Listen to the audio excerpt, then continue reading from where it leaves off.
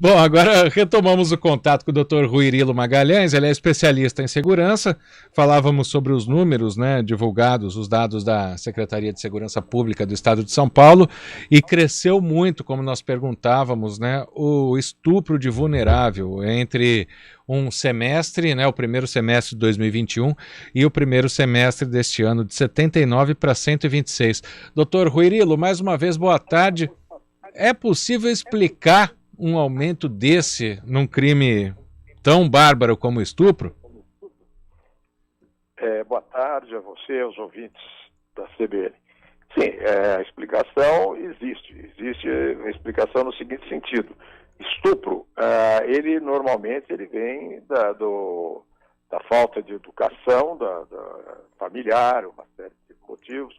Também vem de problemas psíquicos da pessoa, enfim, de falhas também do sistema de segurança, eventualmente, ou também da cidade que compromete em termos de urbanismo, às vezes com ruas escuras, e também das próprias pessoas que costumam às vezes andar e por ruas muito escuras. Agora, também dentro de casa acontece, e a maioria das vezes me parece que esses casos acontecem dentro de casa, principalmente com vulneráveis, crianças. E aí isso cabe, como nós dissemos, a educação e uma boa observação, uma observação constante dos pais, dos parentes, dos avós, enfim, daqueles que convivem com as crianças. E tem Tem que muito, ficar de olho, ficar muito bem de mais. olho, desconfiar mesmo, porque tem pessoas, às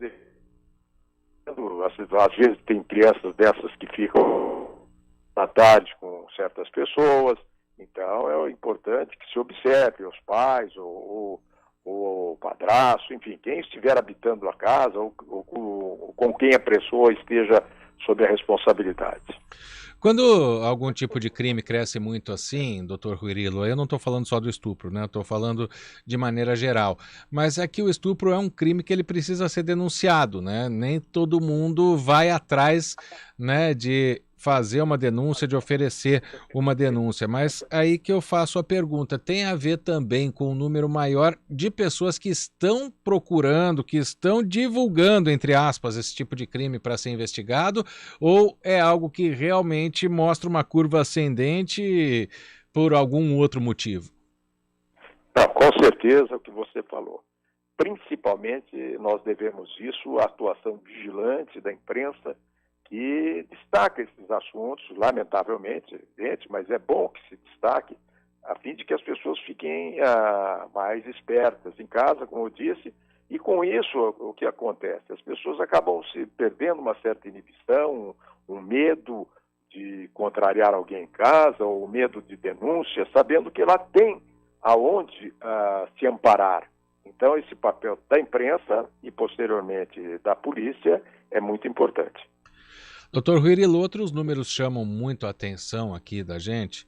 Estou vendo aqui um número de roubos, né? Tem outros tipos de roubos, mas, por exemplo, mais de 3 mil, se somar aqui quase 6 mil roubos, e furtos, então, quase 9 mil. Por que isso está tão descontrolado aqui na cidade de Campinas? Tem a ver com pouco policiamento? Tem a ver com questão econômica? O que pode explicar um número tão alto, né? Todo mês tem no mínimo 1.200 furtos ou no mínimo 400 roubos. É muita coisa, né? Sem dúvida, é muita coisa. O primeiro fator que há que se levar em consideração é a volta das pessoas depois da pandemia, que começaram a frequentar mais as ruas, deixando seus veículos à noite, quando vão a festas, bares, ou mesmo trabalhando, e as pessoas também que deixam suas casas, e elas passam a ficar sem a vigilância do proprietário. Então, todos esses fatores ajudam. Mas tem outros fatores também, que são os fatores da má formação das pessoas, fatores sociais, dos desajustes sociais, fatores econômicos. E aquele que eu reputo que deveria merecer a maior atenção, principalmente dos governos estaduais, no caso do governo do Estado de São Paulo, seria que a única forma mais imediata de se conter o avanço desses crimes contra o patrimônio não é só a atuação do policiamento ostensivo da Polícia Militar e da Guarda Municipal. É muito mais, com absoluta certeza. Lamentavelmente, os governos têm se esquecido da Polícia Civil, que é a Polícia Judiciária, que é a polícia que investiga. Isso tem que ser colocado agora. Nós estamos em fase de campanha eleitoral e há que se exigir que os governadores, os candidatos ao menos, deem uma palavra, algo de concreto, dizendo de onde vão tirar o dinheiro e aonde vão investir. Porque se não investir na Polícia Civil, lamentavelmente, a impunidade continua. Porque o que resolve é a investigação. Depois de cometido o crime, apenas e tão somente com a investigação da Polícia Civil é que esses marginais vão ficar com medo, porque eles sabem que vão ser presos e vão ser condenados. Aí vai depender, evidentemente, do Ministério Público e da magistratura, dos juízes condenando.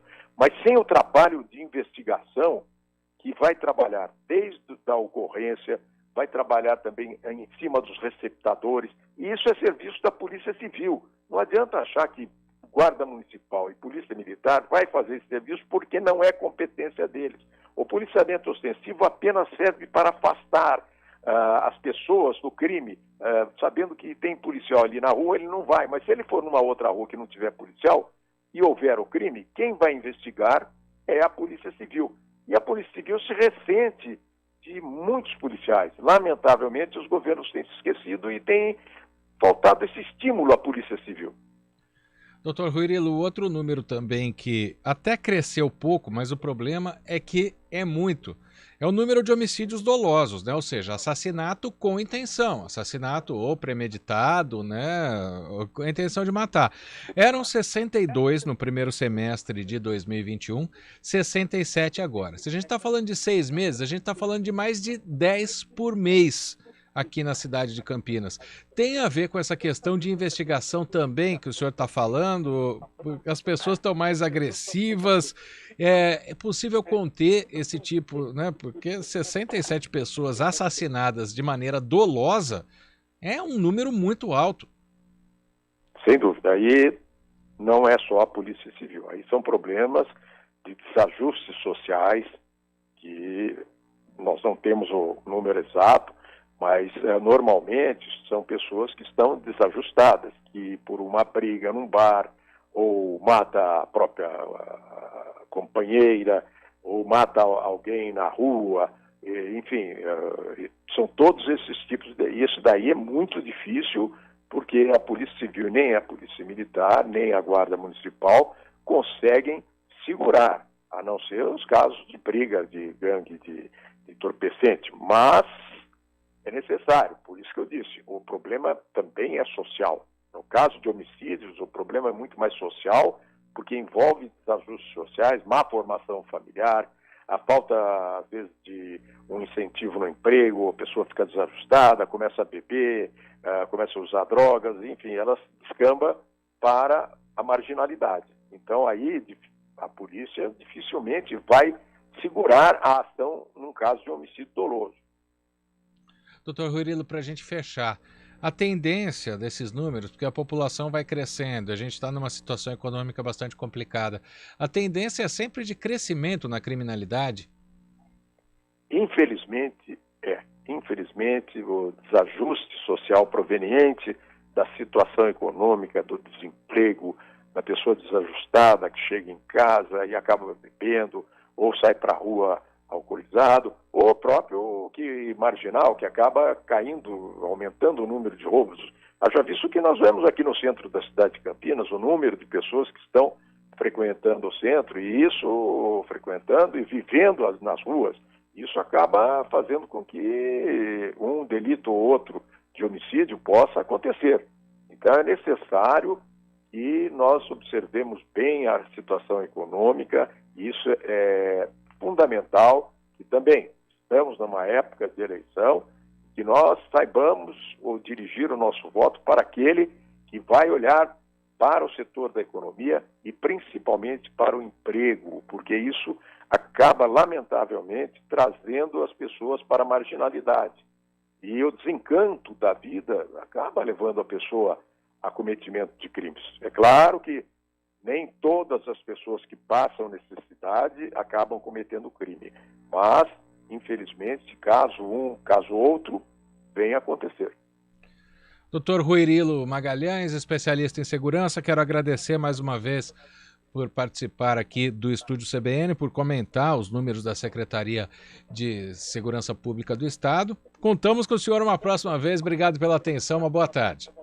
Eu é que agradeço a você, Guarizio, aos demais jornalistas e aos ouvintes da CBN. Uma boa tarde.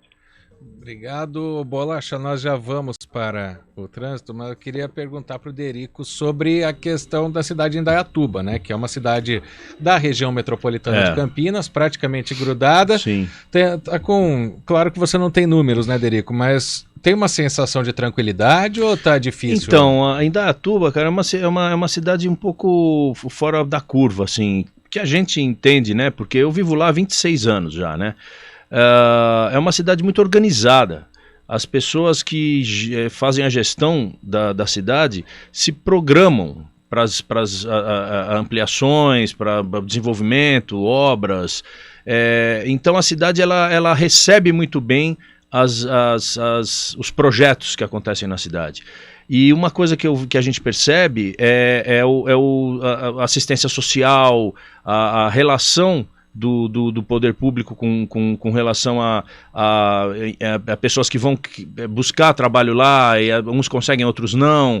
Então essa relação do sem-teto, de você não ter uma estabilidade, um lugar para morar, vai muito da frustração de você buscar um emprego numa cidade que falam que é Indaiatuba, porque Indaiatuba é o IDH da cidade e tal. Então leva-se muita gente para lá. E não é assim que funciona, né? Não, claro que não. E o governo tem se mostrado muito atuante nessa área, assim. Eu como habitante, como cidadão de Indaiatuba, me considero um indaiatubano, eu sinto a cidade bacana, assim. Eu acho que a cidade é uma cidade muito, muito bem gerida, assim. A gestão da cidade é Não tem tanto medo de assalto? Não. Legal, a gente continua conversando com o Derico, agora são 2h57.